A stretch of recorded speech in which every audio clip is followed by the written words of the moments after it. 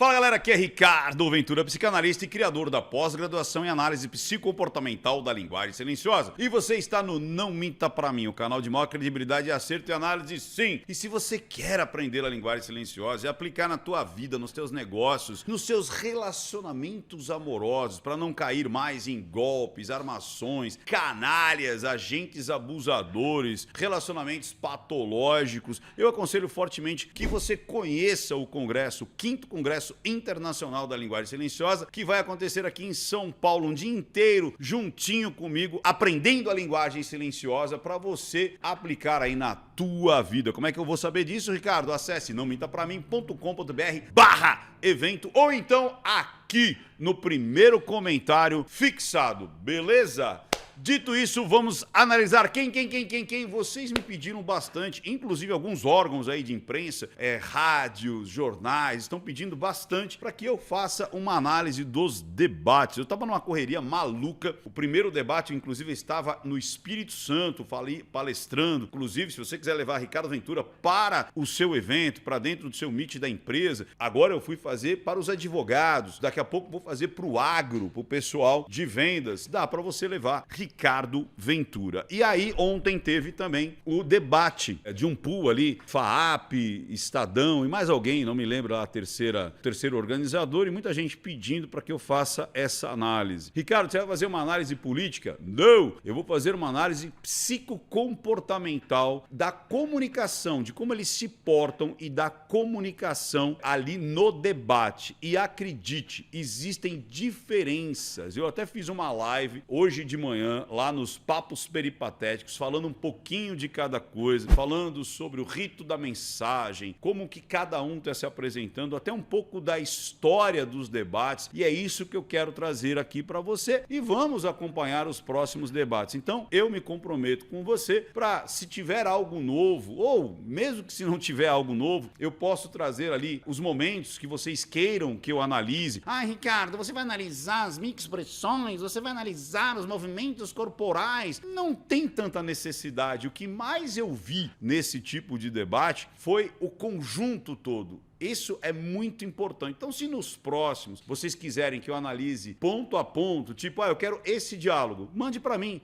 Vai lá no meu Instagram, no Não Minta Pra Mim Oficial, manda pelo direct, ou então quando a gente postar no feed ali sobre esse debate, essa análise desses dois debates, você pede dos próximos debates, tipo, olha, eu gostaria que você analisasse aquela fala, aquele embate, aquela trocação, e aí a gente faz a análise específica. Mas é importante que essa primeira análise nós venhamos trazer a comunicação no geral, o psicocomportamental da linguagem silenciosa no geral. E já adiantando para você que eu já ajustei vários políticos, vários CEOs, vários pastores, todas as pessoas que juízes, além de grandes negociadores, artistas, eu já ajustei muito a linguagem deles para aquilo que eles desejavam. Então, eu trabalho com isso há 12 anos, ajustando a linguagem de grandes comunicadores, cada um ali com o seu propósito, seja um propósito de um pitch de venda, seja para apresentar, seja para ter reuniões melhores, seja para se colocar melhor politicamente, trazendo as ideias e todo o conjunto, todo o arcabouço de comunicação que essas pessoas desejam. Então, dito isso, eu vou até beber água aqui, ó, beba muita água. Vou pedir para Ellen, a nossa editora, para que ela traga conteúdo visual para isso que eu estou compartilhando com vocês, ok? Então ela vai colocar aqui bastante conteúdo audiovisual sobre essas partes, sobre esse conjunto de comunicação que eu estou trazendo aqui para vocês. Beleza? Agora sim, dito isso, já bebi água, vou beber de novo. Beba água, beba muita água. E taca-lhe play.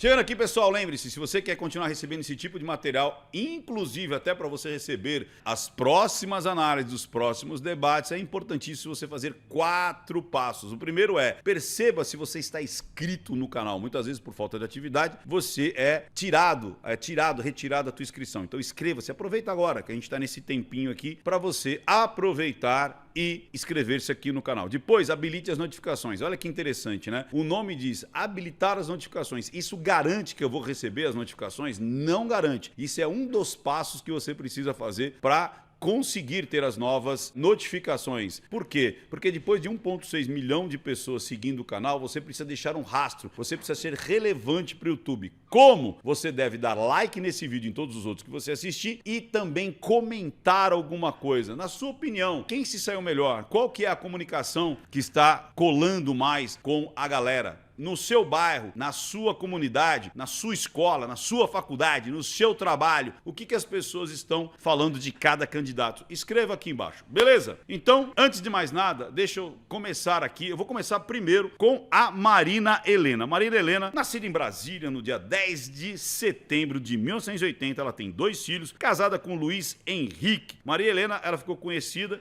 porque ela trabalhou junto ali com o ministro Paulo Guedes na Secretaria Especial de Desestatização. Ela tem uma linha mais liberal e ela está trazendo isso para o seu discurso aqui em São Paulo. Então, a Marina Helena, acho que é a menos conhecida dos candidatos, ela não participou do primeiro debate e ela tem essa linha mais liberal. Você percebe que ela é mais liberal na economia e conservadora nos costumes. O que eu vejo da Maria Helena? Ela começou o debate um pouco nervosa, um pouco ali pisando em ovos, prestando atenção em muitas coisas, então ela estava muito mais ali assustada, as expressões dela estavam muito com os olhos arregalados, ali, vendo o cronômetro, o intermediador, né, o host ali, os outros candidatos, o retorno ali, o feedback, né, as manifestações ali da galera que são os assessores que ficam ali puxando palma, ou então rindo, ou então gritando. Então ela estava um pouco ali meio receosa. Mas ela conseguiu depois, logo em seguida, depois de alguns minutos, ela conseguiu colocar a sua forma de comunicação. Ela é muito clara, muito direta, muito cirúrgica e contundente. Ela foi criando uma coragem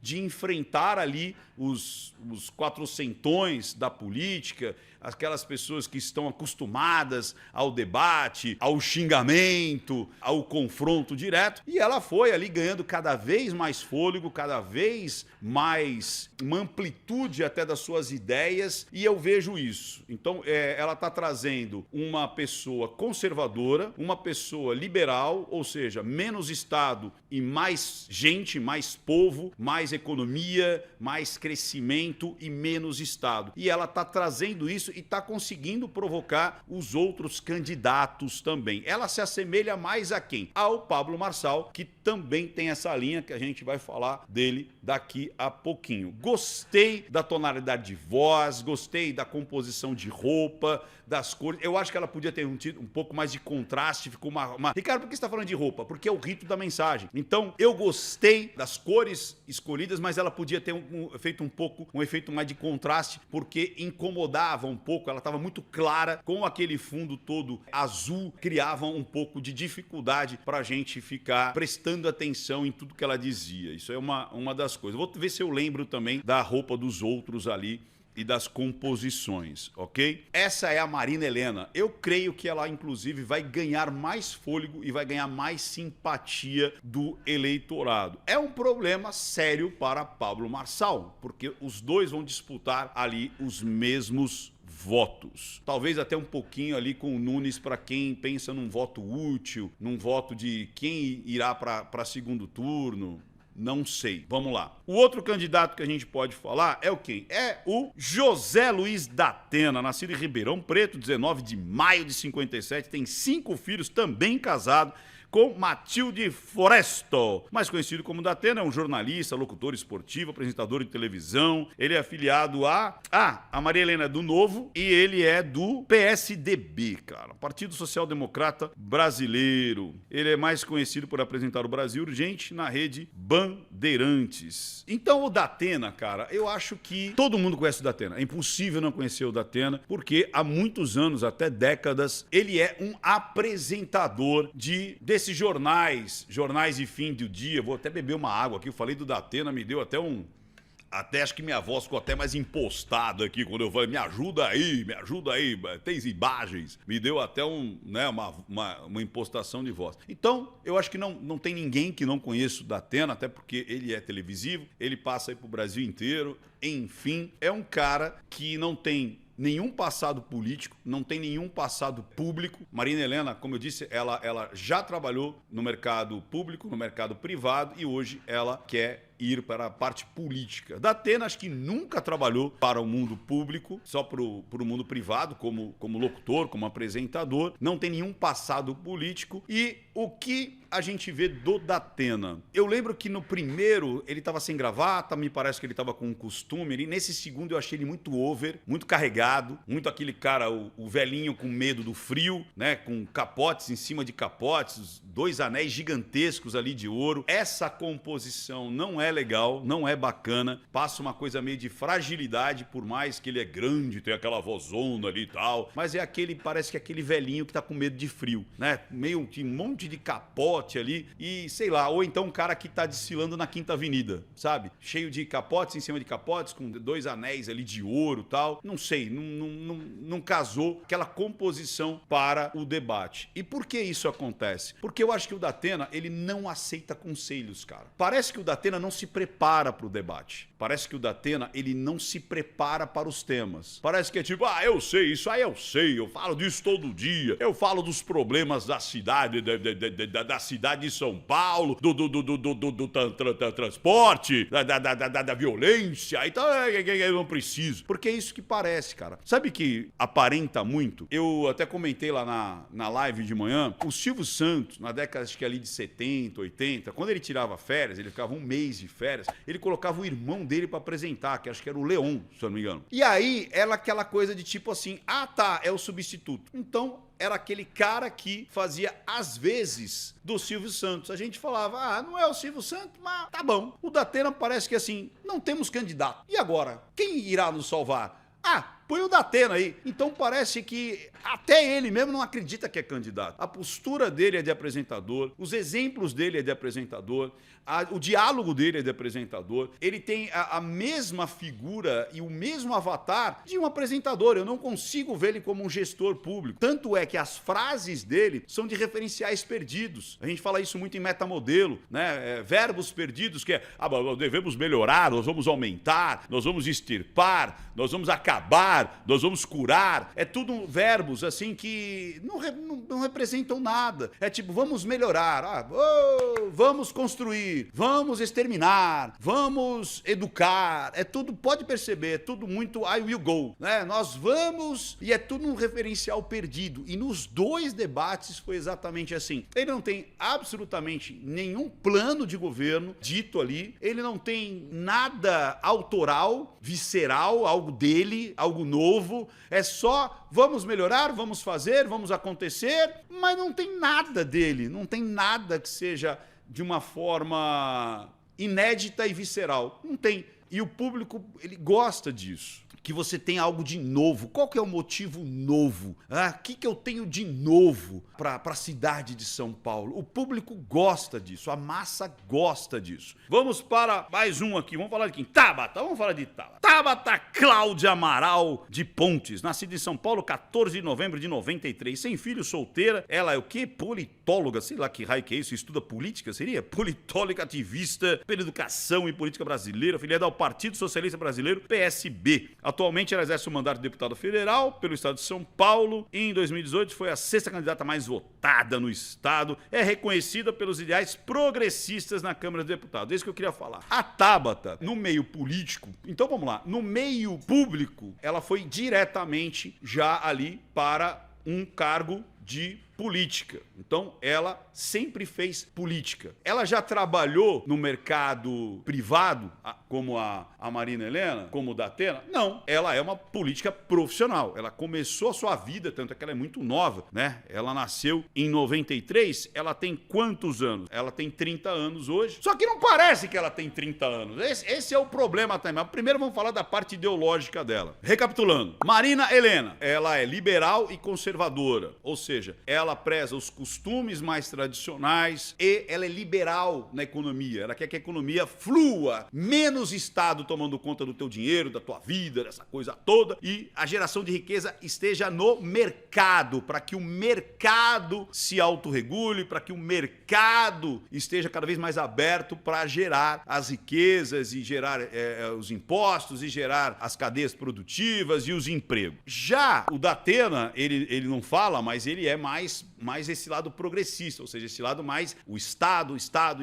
A Tabata é declaradamente progressista, ou seja, ela é mais aberta nos costumes e ela acredita que o Estado tem que ser grande, tem que ser o Estado paternalista, aquele Estado controlador, onde as pessoas devem ganhar ali vales, qualquer coisa, os auxílios, qualquer coisa, e em troca a pessoa fica submetida ao Estado. O progressista, ele tem essa ideia de que tudo é muito relativizado, tudo tem um motivo, né? A vitimização do criminoso, aquela coisa toda, e ela declara isso, né? Ela tem esse viés mais socialista, e essa é Tabata Amaral. A parte da comunicação dela, cara, ela é mais assim, como é que eu posso dizer? Ela se submeteu a um avatar, tanto é que você vê que ela não muda, né, a composição, a paleta de cores da maquiagem dela, o cabelo dela não muda há décadas, né? Ela não muda, ela não tem variação tonal, ela é sempre aquela situação, sabe?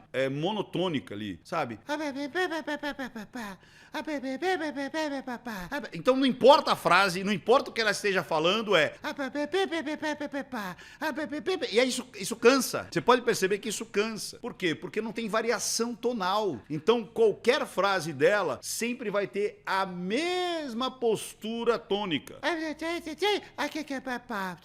Então, para um comunicador, isso não é interessante. Isso não é interessante. E outra coisa, o legislador é diferente do gestor. Tem que tomar muito cuidado com isso. Porque a postura de um gestor é diferente de um legislador. A postura de um deputado é diferente da postura de um líder, de quem vai tomar conta de uma empresa que tem um faturamento de 120 bilhões. Né? São Paulo tem uma receita de 120 bilhões de reais. São Paulo tem um público de 12 milhões de clientes. Nós temos 12 milhões de clientes e nós temos centenas de milhares de funcionários nessa empresa. Então imagina, todo ano você recebe uma receita de 120 bilhões. Vou falar depois isso com mais contundência. E ela, para debate, parece que ela está na Câmara dos Deputados. Parece que ela tá na Câmara dos Deputados. Até colocaram uma roupinha mais de veinha nela, botaram umas pérolas e tal, não sei o quê. Mas não vai, cara. A tonalidade de voz, a imagem que ela passa, parece de uma menina de seminário. Parece que é uma menina que foi escolhida ali pra falar numa ONG, você entendeu? Pra falar numa associação de bairro. Ela não tem uma postura, ela não tem um impacto que um debate necessita. Não tem. A Marina Helena tem muito mais postura e olha, é o primeiro debate dela, não sei se ela já participou de situações dessas, tem mais postura do que ela. Então decorar, né? Você percebe muito que tem falas decoradas, tem pinceladas de tipo, a mulher,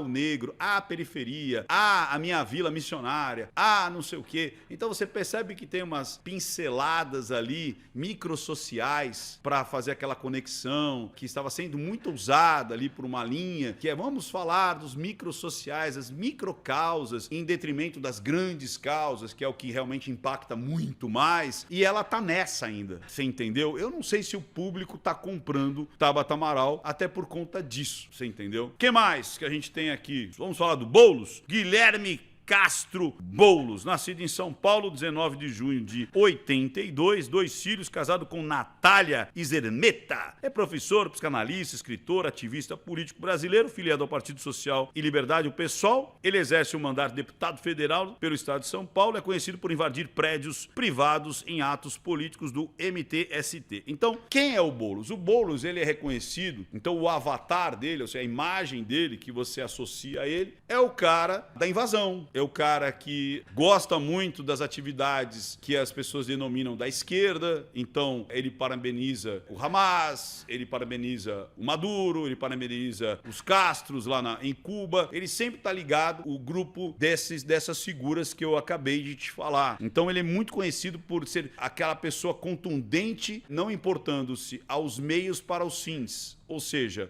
eu preciso de moradia, vamos invadir isso aí. E aí a gente conhece muito o Boulos por isso, né? Ele tem aquele verniz social, mas os meios que ele utiliza são meios que a sociedade não aprova. Mas quem não aprova é porque está ali na sua cobertura, ou está ali no seu apartamento, tal. Não, as pessoas não aprovam aquilo que é tomado, né? Existem outras 1000 formas de você conseguir algo sem ser violento, sem ser de uma maneira, né? Você está pegando algo que não é seu. Isso é uma coisa que as pessoas... mas quem está ali no sereno, quem está ali no relento não quer saber, tal. Existem outras 1000 formas de fazer a finalidade para... Sabe, aquele fins justificam os meios?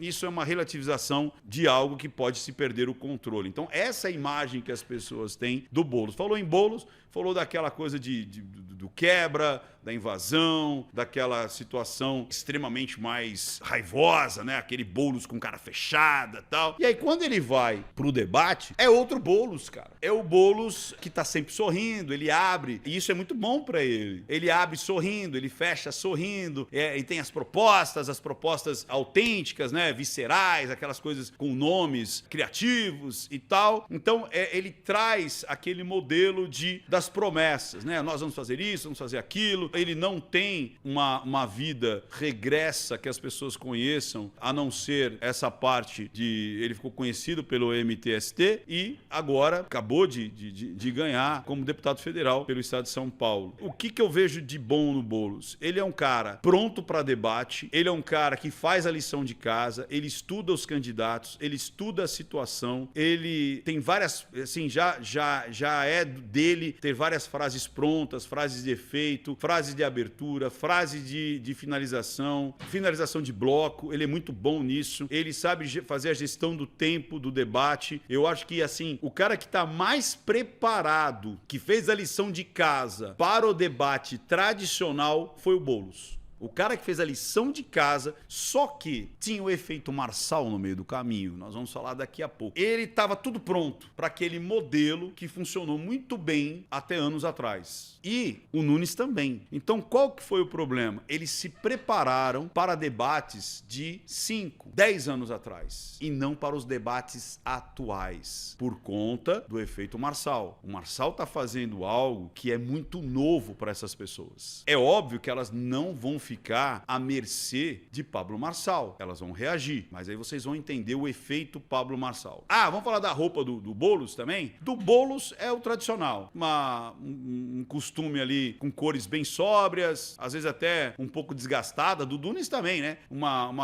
Até um costume meio rotinho ali e tal. Uma camisa não tão nova, não tão branca, né? Aquelas cores não tão reluzentes e tal, sem gravata, e tá ali, bem próprio para debate. Você viu que nenhum deles usou gravata, nenhum deles veio com uma situação muito formal. Ricardo Nunes, vamos para... Cadê Ricardo Nunes aqui? Ricardo Luiz Rei Nunes, nascido em São Paulo, 13 de novembro de 67, 3 filhos, casado com Regina Carnovale, empresário político brasileiro, filiado ao Movimento Democrático Brasileiro, que é o MDB, desde os 18 anos. Foi vereador e é conhecido atualmente por ocupar cargo de prefeito de São Paulo, no lugar de Bruno Covas, que morreu, né? Ele faleceu por câncer e ele assume porque ele era vice do Covas. Cara, o Ricardo Nunes é um tucano de carteirinha, é um tucano padrão, você entendeu? É aquele cara do centro, é o tucanão. É aquele cara, é tipo o Chuchu lá, como é que chama lá, o vice-presidente lá, o Alckmin, né? É aquele cara, até a fisionomia deles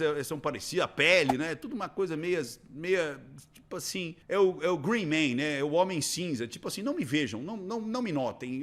Ele tem que passar desapercebido pela multidão. Esse é o MDB, esse é os tucanos, né? Aquela coisa meio que, eu tô aqui, mas não tô, tal. Então você vê a roupa dele, essa roupa meio que também não chama atenção, e ele deveria ser aquele que mais deveria aparecer no processo de debate. Por quê? Porque ele é o atual prefeito. Então, as coisas que estão acontecendo, por mais que todos os outros estejam atacando ele, eu vou falar, inclusive, pela minha percepção, né? Eu moro na periferia, não na extrema periferia, mas eu moro na periferia de São Paulo. O meu estúdio, um estúdio é na Paulista, mas o outro estúdio é aqui, na Vila Maria, né? No extremo leste da Zona Norte. Então, aqui, Vila Maria, Parque Novo Mundo, Edu Chaves, ali na Penha, né? E todo esse entorno aqui, que eram lugares onde tinham muitas praças abandonadas, sem utilidade, sem usabilidade, com muita zeladoria a ser feita, está sendo feita. Eu ando muito pelas marginais, cara, as marginais foram todas recapeadas. Tem uma rua aqui no Parque Novo Mundo que eu nunca tinha visto na minha vida. Alguém meter um asfalto ali, meteram um asfalto novo, né? As pontes, eu não sei se é dele junto com o Tarcísio ali, mas várias pontes, ou todas as pontes ali estão sofrendo manutenções, estão sendo ampliadas, enfim. Tem uma praça aqui do lado, porra, uma praça gigante que nunca teve utilidade nenhuma. Tá, acho que com grama sintética ali numa quadra, tem peças ali, como é que chama? Para crianças, para adultos, para pet, né? Tem uns parquinhos ali para pet. Tem uma outra praça também perto do Tomás Mazzoni, o próprio Tomás Mazzoni, que é um centro ali de esporte, está sendo todo reformulado. Então tem muita coisa acontecendo aqui no que eu vejo. As pessoas estão dizendo que não. Eu vejo muita coisa acontecer. O que falta para o Nunes? O Nunes tem tanto número, mas tanto número, que ele foi, né, o marketing político dele fez mais do mesmo. Que é o quê? É ficar falando de número. Então, assim, olha, na gestão anterior nós tínhamos 3 milhões ali de partos, hoje nós temos quase 5 milhões de partos. Você vê que nós tínhamos não sei quantos GCMs, 7 mil GCMs, hoje nós temos 9 mil GCMs. Conseguimos também recapear aqui 7 milhões de quilômetros de vias e aumentamos aqui para o corredor de ônibus. Antes estávamos em 15 quilômetros, agora nós vamos para 25 quilômetros. Aí, cara, ele fala tanto número e sem uma variação tonal, sem algo que eu consiga identificar as mudanças, que fica aquela coisa jogando um monte de número. Você lembra o primeiro número que eu falei? Talvez você nem lembre o primeiro número que eu falei, nem eu lembro o número que eu falei. Agora, o que ele podia fazer para melhorar? Pô, fala assim, ó, nós, quando chegamos aqui na prefeitura, nós tínhamos 3 milhões de atendimentos em nossos aparelhos aqui de oncologia. Hoje nós estamos agora com 5 milhões. Olha, antes você tinha 15 quilômetros de vias de corredor de ônibus. Agora nós temos 25. E o que isso significa? E o tal do significa? O que isso significa? Significa as pessoas não ficarem esperando na fila, mofando ali para um exame, quando vai falar do ônibus. E o que isso significa? Significa você chegar mais cedo em casa, para você ter mais horas com o seu filho, para você fazer, de repente, uma academia, para você estudar, para você ter mais momentos de descanso. Então, está faltando isso. Ele fica falando dos feitos, mas ele não traduz isso para o público. Qual é o benefício disso? E falar com ânimo, com vida, porque ele podia estar com a faca e o queijo na mão para falar de tudo aquilo que a prefeitura tem feito e o que isso significa para o munícipe. Ele não está traduzindo isso. Aí ele fala, não, veja bem aqui a CGM e tal, não sei o quê. Cara, a CGM agora está... sabe quantas ocorrências nós tivemos aqui no estado de São Paulo? Você sabe quanto de droga nós conseguimos fazer aqui? É menos droga que vai acabar com o seu filho, né? Que vai fazer que aquele cara ali fique noiado, querendo o seu celular e tal. Ele não faz isso. Ele não traduz os feitos da prefeitura, os feitos dele, em benefício dos munícipes. Então, é bem mais do mesmo daquela situação de debate que a gente costumava ver, como eu falei, nos últimos 8 anos aí para trás. E ele, qual que é a situação política dele? A situação política dele, do Boulos, né? Eu falei da tal do Boulos também. O Boulos é totalmente ali a idealização socialista, eles gostam esses são os avatares deles, eles que, né, dessa situação que eles aplaudem, que eles acham bacana, que eles acham bonito, esse estado gordo, esse estado inflado, cheio de funcionários públicos e cada vez mais taxas e mais dinheiros ali para o Estado. E esse aqui é mais centro, como eu falei, o Tucanão, ele é mais centro. Estamos aqui, às vezes tem que cobrar ali, tá ali, o Estado tá aqui, não mexa no que já tem no Estado e a gente vai vendo o que dá para fazer. Agora, o que a gente tem de novidade nesse debate? O efeito Marçal, cara. Quem que é o Marçal? O Marçal, Pablo Henrique Costa Marçal, nasceu em Goiânia no dia 18 de abril de 87. Tem 4 filhos, casado com Ana Carolina Marçal. Pablo é empresário, agora político, influenciador digital brasileiro, filiado ao Partido Renovador Trabalhista Brasileiro, PRTB. E Marçal é conservador nos costumes e liberal na economia e na governança. Tornou-se mais conhecido por vender cursos de desenvolvimento pessoal nas redes sociais e pela sua trajetória política recente. E também pelos memes, Então, quem é Marçal? Marçal, ele ficou muito conhecido pelos memes. Essa que é a verdade. A grande maioria das pessoas reconheceu o Marçal quando ele foi ridicularizado em vários cortes. Então juntaram ele ali quase como o Mike Baguncinha, o Naldo, fizeram muitos memes com os 3, aquela coisa de deixa comigo, o cavalo dá ré, eu salvo o helicóptero, o que mais? Eu nado num dia, ensino no outro, dando aula de ciclismo, dando aula de pismo, dando aula de corrida, dando aula de... E outras tantas tretas que aconteceram, aquela expedição lá do Picos do Marins, tem gente que conta de um jeito, ele conta de outro, das situações da oração lá para a moça lá, para a senhora lá que estava na cadeira de rodas. Então muita gente conheceu o Marçal por essas hipérboles, por esses memes e tudo mais. Só que depois ele ficou muito conhecido pela atuação dele lá no Rio Grande do Sul, que ele mobilizou realmente dezenas, centenas de caminhões e de toneladas e de aeronaves, e ele foi em loco fazer, aí depois a Natuza quis descredibilizá-lo, aquela repórter da Globo, a Natuza, falando que era uma grande mentira, que ele era um grande propagador de fake news, e ela acabou ajudando a reconhecer mais ainda o Marçal. Ele conseguiu dar a volta por cima, ele conseguiu converter esses memes aí, e as pessoas começaram a conhecer um outro lado do Marçal, que era o Marçal empresário bem-sucedido, que ganhou dinheiro. As pessoas acusam muito ele de um processo que ele teve lá quando jovem, que ele estava associado a criminosos que davam golpes em bancos ou em aposentados, alguma coisa assim. Parece que ele foi julgado à revelia. Ele já explicou isso várias vezes. Pesquise. Mas o Pablo Marçal, ele foi conhecido muito a princípio por tretas, por memes. Quem era do marketing digital já conhecia Pablo Marçal anteriormente, sabia que ele era um grande lançador de produtos, ele é um grande mentor aí de muitas pessoas, centenas de milhares de pessoas, as quais aplicam os métodos por ele criado para conseguir ter uma expansão no mundo digital. Ele é mestre no mundo digital e ele sabe fazer a coisa. Ele sabe usar as redes sociais e, por conta disso, ele expandiu os seus negócios em outras tantas empresas que ele é sócio, mas ele não é um político, ele não é do meio político. Ele começou se candidatando para presidente, depois tiraram a candidatura dele, parece que ele, em número de votos ele ganhou como para deputado, acho que federal, mas depois tiraram também, e agora ele se candidata à prefeitura de São Paulo.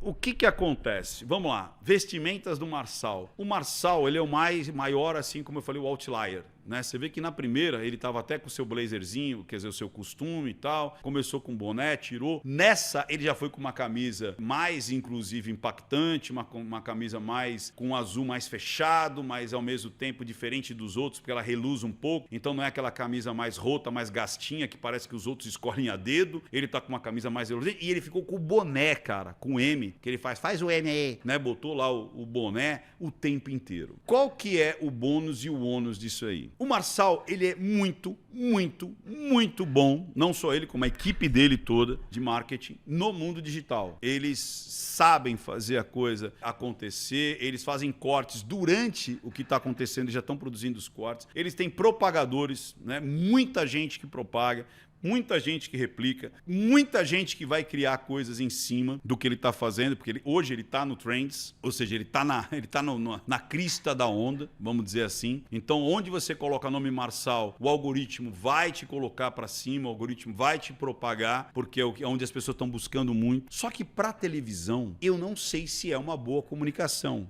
Por quê? Porque quem está vendo você na televisão, às vezes está te vendo pela primeira vez. O público da televisão é diferente do público da internet. As pessoas, muitas vezes de mais idade, que é aquele que tem o hábito de sentar e ligar a televisão e assistir, e tem a televisão como uma companhia, ela está acostumada com a linguagem da televisão. Então, talvez, ver aquele cara de boné, começando já com cara fechada, muitas vezes não cumprimentando ali, fazendo o rito, né? De obrigado por estar aqui, muito obrigado pela organização, aqui o nosso host, os outros candidatos, muito bem-vindos, agradeço muito e pá, e começar. E falta isso. A finalização, ele não tem uma finalização. Enquanto os outros ensaiam uma finalização para dar aquela vontade de aplaudir, para dar aquela vontade de concluir, né, a ideia, lhe falta isso. Então, por exemplo, mas eu quero ser diferente. Tudo bem, mas quando você está na casa dos outros, existe um pouco de rito da mensagem. É que nem você ir na casa do amiguinho que os caras tiram o sapato para entrar em casa. Você tem que tirar o sapato. Se você não tirar, os caras vão olhar para você diferente. Existem lugares que, por exemplo, as pessoas não tomam refrigerante no jantar. Tomam água. Tem gente que até toma café com leite. Então, você tem que seguir o rito daquela família, daquela casa. Então, quando você é convidado para um debate, as pessoas esperam que você siga o rito. Não 100%. Eu dou esse treinamento, inclusive, como eu te falei, há 12 anos, cara. Eu falo assim, você pode fazer o que você quiser no meio, mas o início e o final é importante você mostrar que você reconhece o rito. Mas ele quer ser disruptivo. Ok, ele poderia falar assim, aqui estamos com o candidato Pablo Marçal, primeira vez que ele vai falar. Boa noite,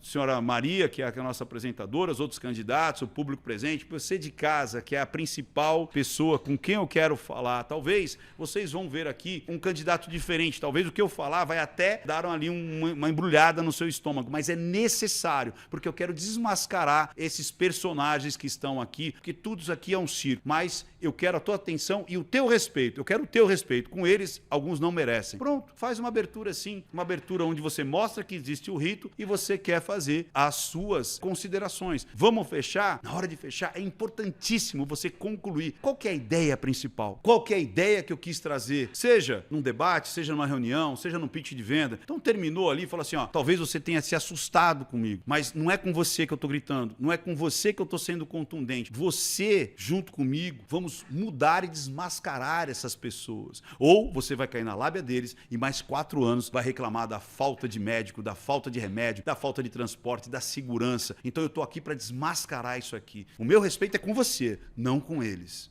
Pronto, fechou. Aplaude de pé. Você consegue ser contundente, você consegue ser diferente, mas você consegue seguir o rito da mensagem, do que as pessoas estão esperando. Dá para fazer as duas coisas. Agora o meio, amigão, faz o que você quiser. E foi o que ele fez, e foi o que ele está fazendo. Então, esses caras estão um pouco preocupados com o Marçal, por quê? Deixa eu contar um pouquinho da história das apresentações políticas. Nos anos 70, eu lembro disso, cara, Arena e MDB. Arena. Não tinha nem propaganda política, cara. Quando começou a abrir ali as primeiras eleições ali dos primeiros candidatos, acho que inclusive não eram nem majoritários, era só os vereadores, os deputados, alguma coisa nesse sentido, porque eu era criança, muito criança, muito criança, mas eu sempre fui muito ligado, porque meu avô era muito politizado, depois as minhas irmãs, a minha tia eram muito politizadas, então eu recebia uma carga ali de informação muito grande, desde muito pequenininho, assim, com 5, 6, 7 anos, a gente ouvia essas coisas, ouvia as propagandas. Com 10, eu lembro das primeiras Lei Falcão, lembra da Lei Falcão? Que todos os candidatos só aparecia a foto e aí não era nem a voz do candidato. Então, por exemplo, aparecia a cara ali do deputado, eles falavam assim, eu quero parado assim, aí aparecia assim, este é Ricardo Ventura, ele é do partido tal, ele defende liberação disso, daquilo outro, menos impostos, mais trabalho e não sei o que lá. Vote Ricardo Ventura, número tal. Para vereador, Jorge Silvério Correia, Arena 2260. Era assim, era estático. Aí depois foi liberando, e os primeiros debates eram muito parecidos com esses de agora. Brizola, Maluf, Collor, Lula, né? Era esse tipo de debate, era esse debate visceral, era esse debate onde as pessoas entregavam os podres um dos outros, como a Tabata fez aqui. Eu quero saber se você bateu na sua mulher ou não, e você estava mentindo. As pessoas são viscerais e tal. Só que daí que aconteceu? De 92 pra cá, depois do Collor, começou os marqueteiros começaram a botar cada vez mais a mão. Aí no ano 2000, amiguinho, acabou o candidato, acabou o visceral. Acabou a situação de você escolhe a barba que você quer, você escolhe as cores que você quer, você escolhe o vocabulário que você quer. Acabou. Foi disputa de escritórios de marketing, de agências de marketing. Então eram os marqueteiros brigando. Aí as campanhas viraram propaganda de margarina, com aquela qualidade de filme, com aquela qualidade de documentário. Quem lembra disso? Aquela coisa, os pratos saindo a comida, e olha, a pessoa chora falando. Aí aquela coisa, olha, eu quero falar uma pergunta aqui pro meu candidato, aquela coisa tudo arrumada, fazendo pergunta. E aquelas cenas cinematográficas, aquela produção, sabe? Que parecia que era uma mistura de Hollywood com documentário, e as pessoas nem falando pra câmera, meu amigo, minha amiga. E aquele, vou fazer aqui e tal. Então, tudo aquilo. Aí você olhava aqui e falava assim, meu Deus, eu quero comprar esse candidato. Eu lembro quando eu assistia, eu sempre fui da comunicação, eu olhava os partidos da esquerda e falava assim, gente, eu quero isso aí. Eu olhava os partidos da direita e falava assim, gente, eu quero isso aí. Quer dizer, nem tinha partido da direita, né? Era o partido menos da esquerda, mais da esquerda. Gente, eu quero isso aí. Nossa, que bacana, eu gostei disso aí. Mas eram coisas superficiais para vender aquele candidato. Simples assim. E o povo começou a cansar disso. Por quê? Porque eram promessas, era tudo educado, era tudo... Não, vamos falar de propostas, vamos falar de... Por quê? Falar de proposta, você não é mais aquela pessoa. Você não é mais aquela pessoa com defeito. Cara, ninguém é livre de ter cometido erros. Ninguém. As pessoas erram. Políticos erram. Políticos escorregam. Agora, o quanto que eles escorregam? Qual que é o pecado de cada um? É isso que a gente quer saber. Porque existe uma diferença entre você ter uma encravada e você tá com câncer. Você tá entendendo? As duas coisas doem. Mas qual que é esse tipo de dor? Você deu uma escorregada aqui ou você deu uma escorregada aqui? Isso refletiu quanto para a sociedade? Ou isso refletiu quanto para a sociedade? É isso que a gente quer saber. Porque chegou um ponto que para ganhar a eleição você precisava de milhões e milhões e milhões e milhões e milhões. Então quem tinha mais dinheiro, quem tinha mais tempo na televisão, ganhava. Porque você fazia mais peças publicitárias, você tinha mais dinheiro para injetar na campanha, ou seja, para ficar aquela coisa muito bonita, com mais tempo. E aí você conseguia colocar isso em várias outras mídias ali, só que daí veio a rede social. Por que o medo da rede social? Por que querem regular a rede social? Porque a rede social, ela muda a cada 6 meses. Os trends mudam a cada 6 meses. Você vê o Marçal, ele tava no Limbo, ele tava no Hades, e hoje ele tá no Trend Topics, cara. Porque a rede social, ela é muito rápida, ela é muito ligeira. Se você souber a linguagem da rede social, você é rei. Se você não souber, você tá ultrapassado. E esses personagens todos aqui, salvo Marçal e a Marina Helena, todos eles estão ultrapassados, porque eles estão lá, eu quero ouvir proposta. Vamos trazer a proposta. Olha, eu achei que você não seria isso aqui. Tá? E o Marçal conseguiu destoar tudo isso. Porque esse lance de proposta é igual a lei Falcão, meio que por debaixo do pano. Não, senhoras e senhores, vamos ser extremamente educados, vamos só falar, olha, vamos falar só de proposta, pelo amor de Deus. Não vamos sair do script como aconteceu há 8 anos atrás. Então o Marçal veio trazer a realidade de novo pro debate. Você vê que ele sempre fala, isso aqui é um circo, isso aqui é uma briga de popularidade. Porque quem ganha a eleição é aquele que for mais popular, aquele que for mais lembrado. E isso é verdade. Quantas e quantas vezes eu vi gente falando assim, eu vou votar no primeiro papelzinho que eu encontrar na rua, vou encontrar naquele que eu lembrar o número, vou votar naquele que... Então as pessoas, para escolher os seus gestores, e as pessoas estão começando a entender também que a prefeitura, ela não é um órgão político, ela é uma empresa. Você tem que começar a entender que a prefeitura, o governador, o prefeito, o governador, o presidente, não deve ser um político no sentido amplo da palavra, mas ele deve ser uma pessoa de gestão. Por quê? Porque a prefeitura, ela não é tocada por política, ela é tocada por ações governamentais, de governança, porque você está lá dando para aquela cadeira, para aquele diretor, para aquele CEO, ou seja, para aquele presidente, aquele governador, o cargo de um diretor de empresa. A empresa São Paulo, ela tem 120 bilhões de faturamento anual, ou seja, ela tem uma receita de 120 bilhões, e dinheiro esse que nós compramos ações. Como é que é isso, Ricardo? Então imagina, você vai escolher o cara que vai tocar essa empresa, que chama prefeitura, essa empresa é tocada com o teu dinheiro, ou seja,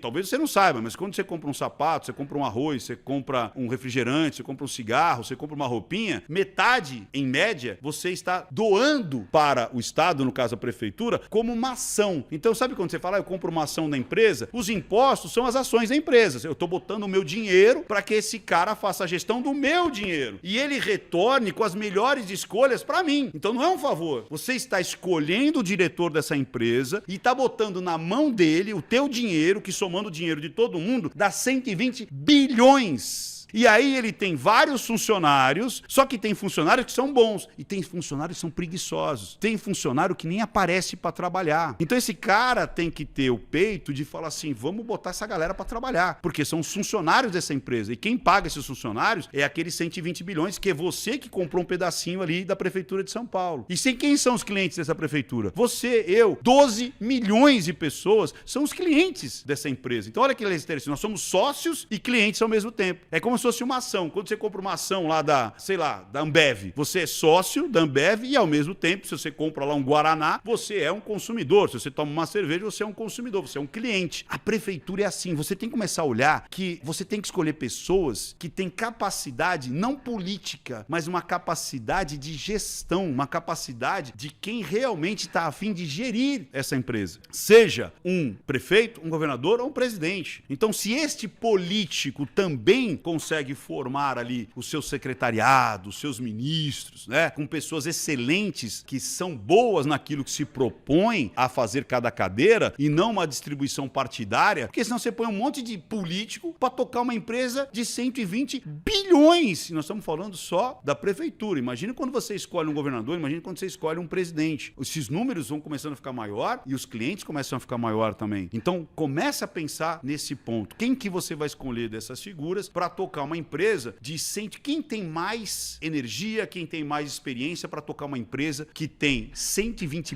bilhões de grana para tocar, para gastar, com centenas de milhares de funcionários e tem que fazer com que esses funcionários trabalhem bem e 12 milhões de clientes. É isso que você tem que pensar. E aí você escolha quem você achar melhor para tocar essa empresa a qual você é sócio e que você também é cliente, porque você dá essa grana e quer que essa grana volte para você. Em forma do quê? Escolas, hospitais, estradas, segurança, moralidade, civilidade. O que você quer? Você quer andar numa cidade que seja mais segura, que seja mais protegida, que seja um lugar bacana, que tenha cada vez mais infraestrutura de saneamento, de água, equipamentos para o seu filho estudar, para você ter uma saúde, um transporte decente, para que você corra atrás do seu, para que você consiga trabalhar pensando só no seu trabalho e na tua família, e não se vão roubar o teu celular, e não se vão desviar o dinheiro do seu remédio, se vão gastar com os amigos e não o seu dinheiro com você mesmo. Isso você tem que pensar. Então essa foi a nossa primeira análise. Então eu disse, todos eles têm alguns pontos positivos, outros têm pontos negativos, todos eles têm pontos positivos e negativos. Agora você tem que ver o que você quer. E lembrando, depois desse como eu disse, dessa era dos marqueteiros, né, da agência de marketing, ela começou a voltar mais para a realidade e mais para o dia a dia por conta da rede social. Por isso que a rede social ela tem que ser livre. Ah, mas tem gente que causa problemas na rede social, até comete crimes. Cara, até no bar da esquina comete crime. Então eu vou fechar todos os bares? Você entendeu? Tem gente que comete crime usando um celular. Eu vou proibir todos os celulares? Tem gente que comete crime andando pela rua. Como é que eu faço? Eu faço um lockdown? Eu não deixo mais ninguém andar na rua? Ou seja, criminosos, isso em todos os lugares. Não é porque tem criminosos na rede social que você vai acabar com a rede social ou que você vai regular a rede social. Não. Você já tem leis para isso. Do mesmo jeito que eu não vou fechar os bares, mas eu vou aplicar a lei para as pessoas que cometeram crime, então, até porque as pessoas que cometem um crime são exceção. 99,99% das pessoas são saudáveis, são legais, são moralmente aceitas pela sociedade. Então você não pode tirar a fala, você não pode tirar a liberdade de 99,99% por causa de 0,1%. Esse 0,1% que vá especificamente em cima desse daí. E em cima desse crime. É isso que a gente... E todo o processo legal. Assim como acontece com qualquer criminoso na vida real, também tem criminosos no mundo virtual. Simples assim. Agora, a gente vai, a partir dessa análise, como eu te dei, de comportamento, de comunicação, que cada um tá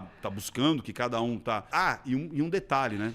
Quando o Marçal, ele traz essa realidade... Como eu disse, os dois que mais sentiram foi o Boulos e o Nunes. Foi os que dois mais sentiram por ele trazer o debate de volta à realidade, de volta a não ter medo de falar, de debater, de trazer as vísceras, de entregar de fato quem são cada uma daquelas pessoas. E eu creio que esse vai ser o tom. Se não puxar o tapete do Pablo Marçal, esse vai ser o tom. Eu vi que hoje a gente foi buscar no Wikipedia. Olha isso, a gente foi buscar algumas informações da Marina Helena, tiraram a Wikipedia dela do ar. Por quê? Pessoas que trabalham ali voluntariamente na Wikipedia não gostam dela. Quer saber eu não consigo ter Wikipedia. Por que será? Por que será que eu não consigo ter o Wikipedia? Eu ponho lá, alguém lá e fala assim, não, esse cara aí não pode ter não. Então, a censura muitas vezes é velada. Cara, eu tenho prêmios internacionais, eu abro congressos de medicina, eu sou apresentador de vários meios de comunicação, eu tenho 5 best-sellers, eu tenho congressos que são gigantes dentro e fora do Brasil, ou seja, muitas pessoas me conhecem, eu sou uma pessoa pública e não me deixo ter o Wikipedia. Então, o Wikipedia, fique atento, porque quem está coordenando ali voluntariamente, muitas vezes está colocando a tua paixão em prol da comunicação que as pessoas mereceriam ter. Saber sobre o meu trabalho, da minha vida, do meu resultado, dos impactos que a gente causa, tanto dentro e fora do Brasil. Mas voltando aqui, Marina Helena, tiraram o Wikipedia dela. Por quê? Por que tiraram o Wikipedia dela? Ela está incomodando? Ela está trazendo uma verdade? Por isso, pessoal, fique atento, escreva aqui embaixo o que você curtiu dos debates, o que você acha, e daqui para frente a gente pode também fazer análise dos próximos debates. Até mais, pessoal! Tchau, tchau, tchau, tchau, tchau, tchau.